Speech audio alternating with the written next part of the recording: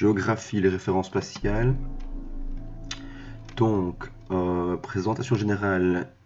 Ici, nous allons vous présenter tous les savoirs références spatiales à connaître en troisième, ou tout du moins presque tous. Très peu viendront se rajouter par la suite. L'objectif est de vous rendre capable de compléter une ou des cartes vierges à différentes échelles.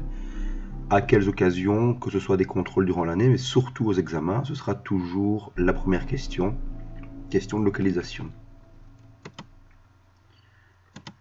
Le contenu, ici, c'est une copie de ce qui figure sur votre fiche savoir.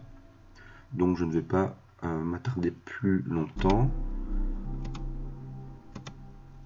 On commence par la dérive des continents selon Wegener, donc scientifique du 19e siècle, qui a posé une hypothèse comme quoi les continents, ou l'organisation des continents telle qu'on la connaît aujourd'hui, n'a pas toujours été ainsi, puisque selon lui, les continents ont bougé, bougent encore et bougeront encore par la suite. Nous aborderons ce point plus précisément lorsque nous verrons ensemble la dérive, pas la dérive des continents, mais la tectonique des plaques, à l'occasion de la troisième séquence qui concernera l'Islande. Donc ici, cette animation propose donc de voir cette évolution au fil des millions d'années, la façon dont les continents ont bougé les uns par rapport aux autres.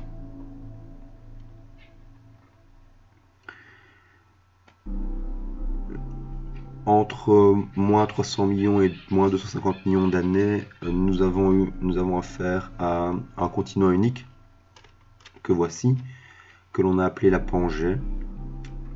Et depuis, les continents n'ont eu cesse de s'écarter pour aboutir à l'organisation que on leur connaît aujourd'hui. Il est dit que les continents continuent de bouger et que d'ici 250 millions d'années, on aura à nouveau affaire à un continent unique.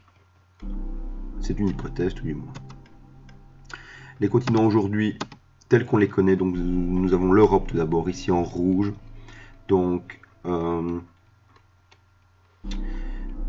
l'Europe, continent relativement restreint si on le compare aux autres. Alors par continent, on entend toutes les terres ici qui sont attachées les unes aux autres, mais également les îles proches, les îles britanniques, l'Irlande et l'Islande, même si elle est un peu plus éloignée. Vous avez tout à côté l'Asie. Certains considèrent d'ailleurs que l'Europe et l'Asie ne font qu'un continent, l'Eurasie. La frontière n'est pas évidente, puisqu'il y a par exemple entre l'Europe et l'Amérique une frontière évidente, l'océan Atlantique. Ce n'est pas le cas ici, vous voyez qu'il n'y a pas de séparation nette. L'Océanie, à ne pas confondre avec l'Australie, on confond souvent les deux. L'Australie n'est finalement qu'un pays de l'Océanie. Il y a la Tasmanie, la Nouvelle-Zélande notamment, la Nouvelle-Guinée et une partie de l'Indonésie ici. L'Afrique qui forme un bloc compact. Alors c'est principalement ceci. On y ajoute Madagascar ainsi que quelques petites îles ici à l'est comme la Réunion. Et l'Amérique, vous voyez, gigantesque continent que l'on pourrait sous-diviser en parties. Donc l'Amérique du Nord, le Groenland, le Canada, les États-Unis, l'Amérique centrale, Mexique et tous les petits pays que vous voyez ici, et l'Amérique du Sud.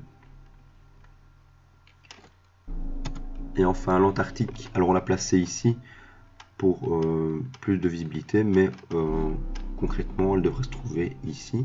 Donc l'Antarctique c'est le dernier continent qu'on oublie souvent parce qu'il est évidemment très peu habité par rapport aux autres.